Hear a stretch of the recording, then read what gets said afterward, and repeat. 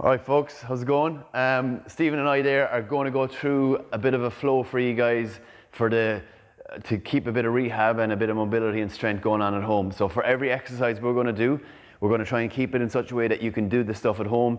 And Stephen is going to show one version and I'm going to show either a harder or an easier version. So there's two versions of the same thing basically, so that you can, no matter what level you're at, you can still do an exercise that's going to keep things mobile, keep your body moving and nice and supple over the next couple of weeks, because this is going to drag on for a bit. All right, so we start off with, where are we starting? Start with some sit to stand. Okay. Starting off with the sit to stand, in and out of the chair. So you can do that, off you go there, so Stephen. So you can pop the hands out in front, just sitting back, and then back up. And so this would be level one, I suppose, using the chair for that little bit of guidance, actually sitting onto it, and then back up. You want to go slightly level further, just be tapping the chair, and then coming back up. Okay, the chair is particularly useful because everyone tends to drop their bum back onto the seat, but when it comes to what we call a free squat, people tend to let their knees come out over the front, so we don't really want you to do that. So that's a good place to start. If you want to make it a bit more challenging, you just do a free squat like this. If this was too challenging, a way to regress that would just be grabbing something, a couple of pillows, and just tapping the pillows, and then back up to there. So you just if you can't get that depth, obviously as many pillows as you want, just tap and then back. And then if you're very advanced or a bit more advanced and have been doing this stuff for a while and you want to still feel benefit, you can just use a little bit of a weight, put some bottles of water, 2-litre bottles is equal to 2 kilos. You can put that into a rucksack, you put it on your back, or you just get a little bit of some bit of a weight at home, so it makes that bit harder, be it into the sit to stand on the chair or standing like where I'm just there now. So we're always advising you to try and keep your reps around 10 to 12 repetitions. Okay, so you're getting a bit of strength and a bit of endurance at the same time.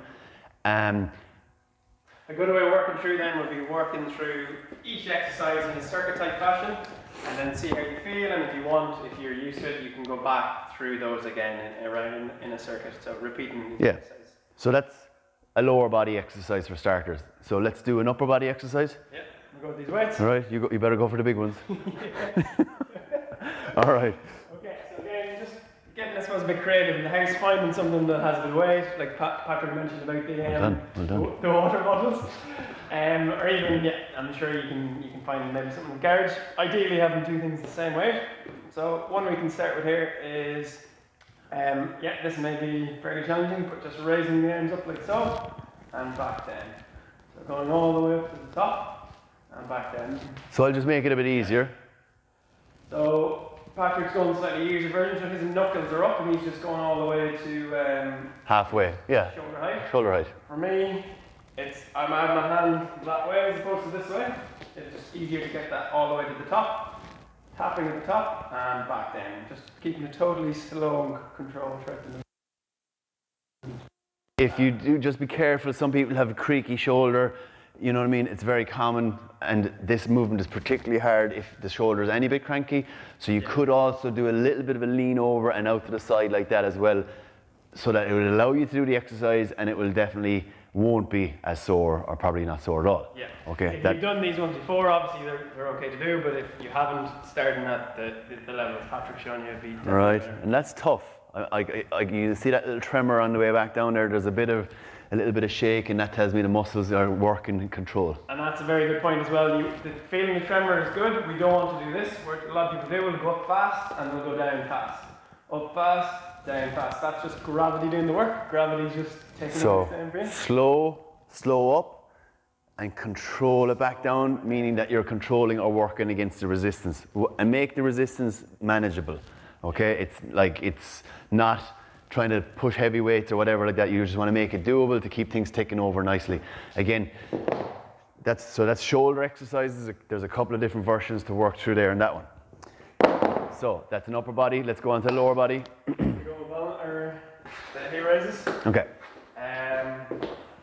We don't even need to use this. Yeah. Just do it against the wall. So I'm going to go with the double leg version here. So you can do two different ways. You can do this with your leg completely straight. Yeah, maybe. That's it.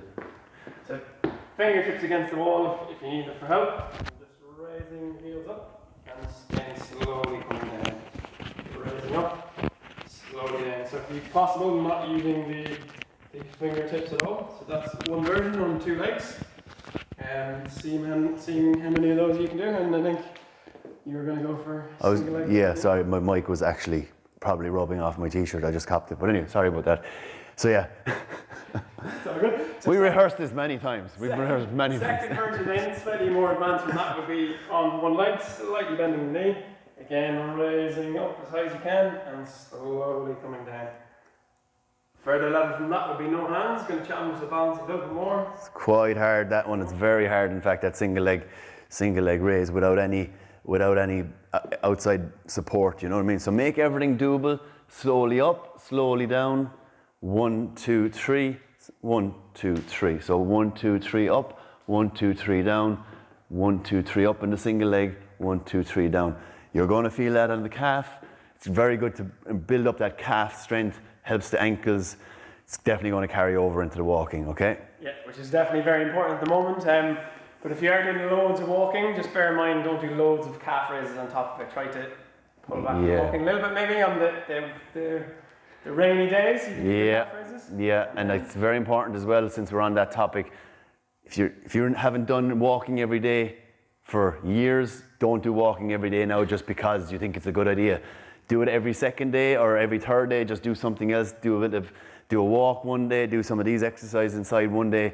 Take it easy the next day. Do something more relaxing to allow the body to adjust. So you can't keep on hammering. The body needs a bit of time to come to build itself up to speed, especially if it hasn't done this stuff before. Right, upper body. Yeah, sure. Rows. Yeah. So Stephen's just going to do a row. So hopefully you have a band in the house that you can use, and we're just going to hold the band. So the closer you grab the band to the door, the more resistance it's going to be, and also the further you move away from the door, the more resistance it's going to be. So we're just going to hold the band. All right. Okay. So obviously the door needs to be blocked. Yeah. So the door, even just closing the door, it should hold, but our door doesn't.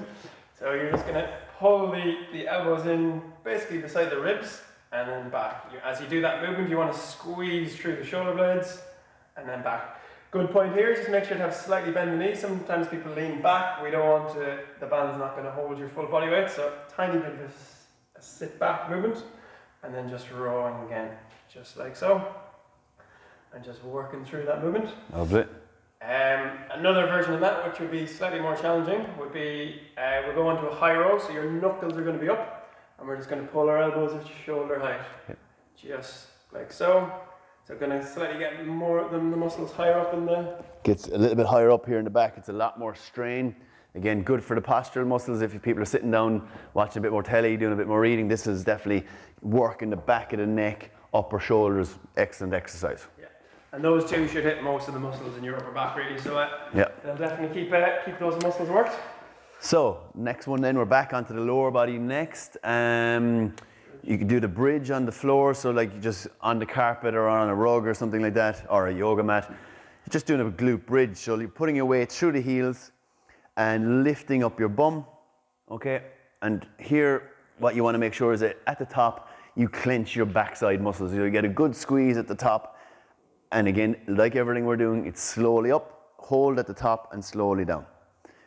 Okay, if in the instance that you feel that your lower back is getting a bit tender from doing it, Stephen will just demonstrate now. You want to just flatten the lower back, squash that lower back into the ground, and then lift up your bum.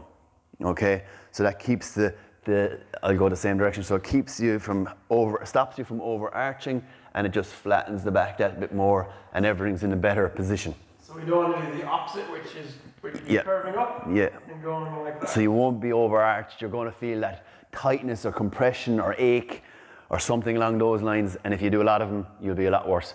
So we don't want you to do that at all, okay? So flatten the lower back into the mat. So feel that lower back squash down onto the mat before lifting up your backside. All right? Let's keep the same recipe. We're 10 to 12 repetitions, slow and controlled.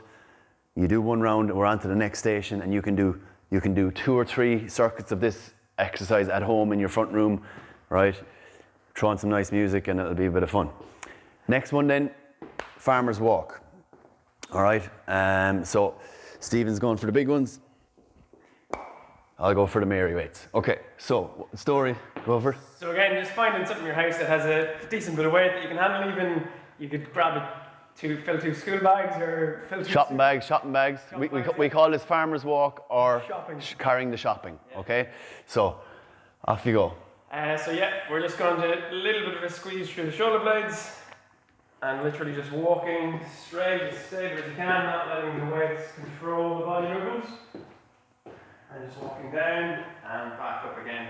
You want to keep fairly stable and tense throughout the body. As I said, we don't want to be letting the weights control the body. Yeah. Just staying tense throughout. So whatever you're able for, you're just taking that slow walk up and down. It doesn't matter what the weight is. You could just do one-sided carry as well if you wanted to. So this has been a way to be slightly more advanced, even though I have the weight. My body weight is going to be pulled to one side. So I suppose give you a good example first, staying completely straight, keeping a little bit of a squeeze through the shoulder blade, and just walking in a straight line. We don't want to be leaning this way to counterbalance, or let that pull us that way, or else walking like so. And we also don't want the shoulders to be at an unequal height, so keeping them level. So just always, for these ones, using the midline, the zip down the middle of your, or the stitching down the middle or whatever, the midline, to keep things honest. And it's a very nice exercise to work. Synchronize your hips with your trunk and your core as well. If you love it. If you're used to doing it, you probably should be okay. But if possibly, if you did have access to a mirror the first time you did it, it'd be very helpful, because sometimes you feel like you're straight, but you mightn't be. The mirror will tell you. Yeah. Okay. So, and then we're on to two more exercises to go, and then we're done. Okay. So the next one is going to be step-ups. So stepping up onto a block or step onto the fireplace or something like that, and you're stepping up and down. So Stephen's going straight for a little bit more difficult one. He's stepping up, not touching down and coming back down off it, okay? Or you could just demonstrate a step up and then stepping back down, so it's a little bit easier. So step ups tend to be a little bit easier than step downs, but let's just stick with the step ups for a moment. If they're very easy, again, use that little bit of a weight, all right? So you can carry it in front or down by your side or wherever you want to go, and you're using that little bit of weight. Now, we know that step-ups can really load up the knee joints, so if you've got cranky knees, please be careful with this. Is that all right? We don't want you cursing us after doing 3 rounds of 12 with the step-ups for the first time, and then your knees been getting a little bit cranky and a bit painful. So err on the side of caution, start everything off with body weight first, with no weights if you're not used to doing this stuff. It's just all about keeping things ticking over. Or even again, if you haven't done it for a few weeks, some of you that are doing our functional rehab classes, you might have been doing much stuff recently, so just build back into it again. Yeah.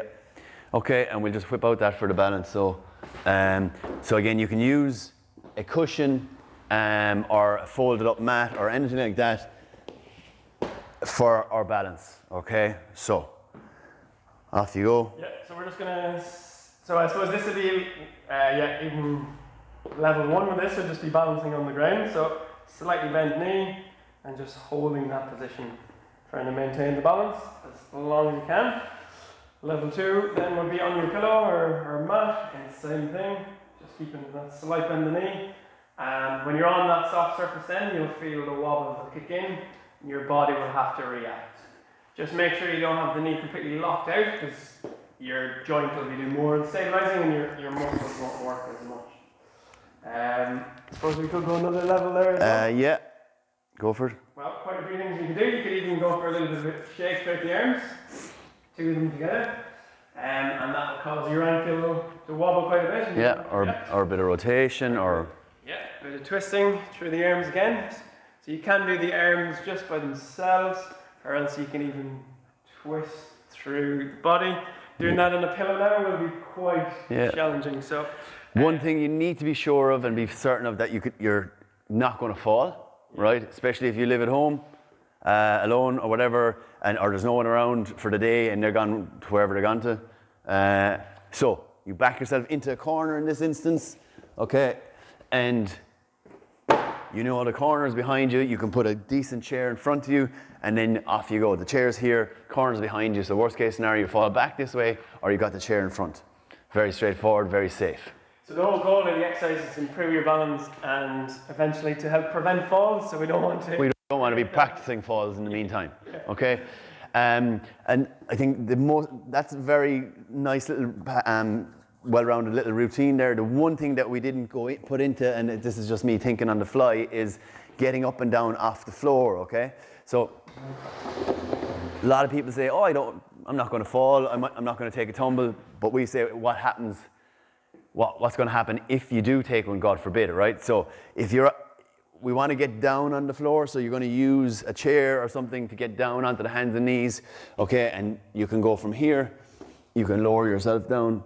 It depends on your confidence, okay? But what we want to do is from this crawling position, from this 4-point position, you're going to walk yourself to the chair, bring whatever leg you want in front, okay? So just check out to see what that feels like, and then pressing through here, something solid, up you come, okay? So you want to be able to be confident going down and up off the floor, which sounds very easy, but it's very, very important. Yeah, and just preempting it and having that being doing it beside a chair obviously is very important, because if you try to do it, say, over here, for example, if you're doing your bridges, then you might find it difficult then to... Yeah, so like with no support, again, depends on your ability and your balance and your leg strength and everything. It's a combination of everything. You're going to go something like this, where you'll be in this position, and then you might just lift yourself up like that, or you're going to lift up like that. Just again, depends where you are, okay? So make everything doable, manageable, and then we progress from there. So thanks for tuning in. Get working on it, and we'll answer any questions or queries that you have. Thanks a million.